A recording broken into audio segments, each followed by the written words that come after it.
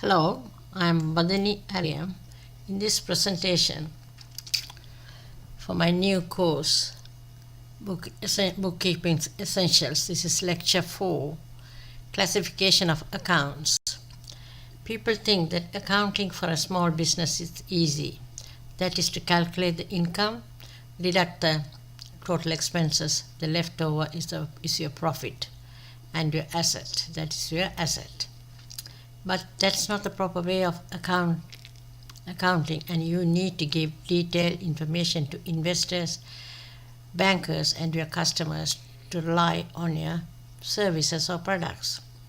Therefore, the classification of accounts has to come into effect to produce a piece of detailed information about your business.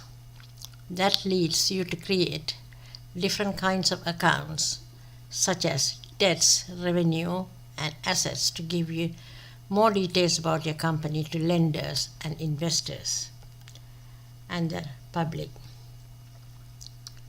The business transactions entered into accounts, and these are classified into 5 types of accounts. Assets, that is here, I'll explain all that. Liability, revenue, expenses account, equity account. Accounting categories and their role. Asset account. Asset account, it is an account where all the assets of the companies, such as land, buildings, machinery, equipment, cash, inventories, and debtors, kept and monitored in separate records. Various accounting rules apply to asset and grouped separately, such as the following, which included in the balance sheet. The financial statement balance sheet has to be prepared. This asset will be included there. Cash includes cash in the bank account, deposit, and petty cash. Inventory stocks, finished goods, work in progress, raw materials. Accounts receivable, trades receivable, prepayments, and receivable due from employees. Fixed assets refer to land and buildings, machinery, vehicles, computer, and software. The tangible assets could be goodwill, copyright, patent rights. Each account maintained separately to see the increase and decrease in the reports. Then the broader classification of the assets is short and long-term assets. Short-term assets that used in one financial year are debtors, control accounts, accounts receivable, and cash in the bank account. Long-term periods assets are land and buildings, machinery, and vehicles. The concept of asset classification applied to investments. Lots of companies have investments as well, held by the entity as follows: bonds, real estate, cash holdings, equity. Then we look at the liability account. It refers to the liability that the company has in a specified period, but it could be long-term and short-term. The debts could be mortgage, loans from lenders, accruals within an accounting period. That includes accounts payable, such as wages, rent, and other bills payable. Besides, income earned in advance, also classified accrued income as a salaries as a service has not been provided within that financial year, and taken to the balance sheet as a liabilities. When the company receives an income in advance for the services not provided within that financial period, that will be taken to the balance sheet as the liability. Revenue, that is income.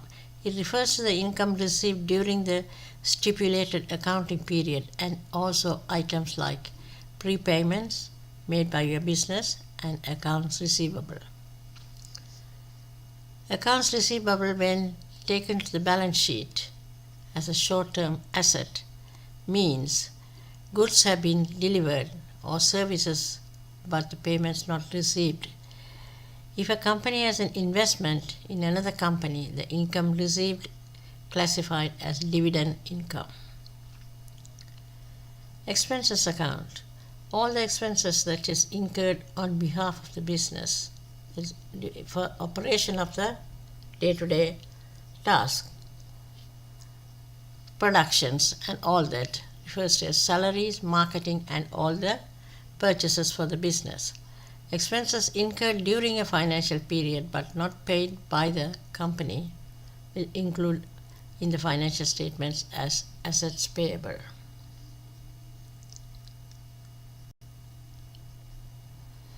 The following are the common type of costs mentioned in the financial statement: salaries and wages, utility expenses, cost of goods sold, administration expenses, finance costs, depreciation, impairment, losses.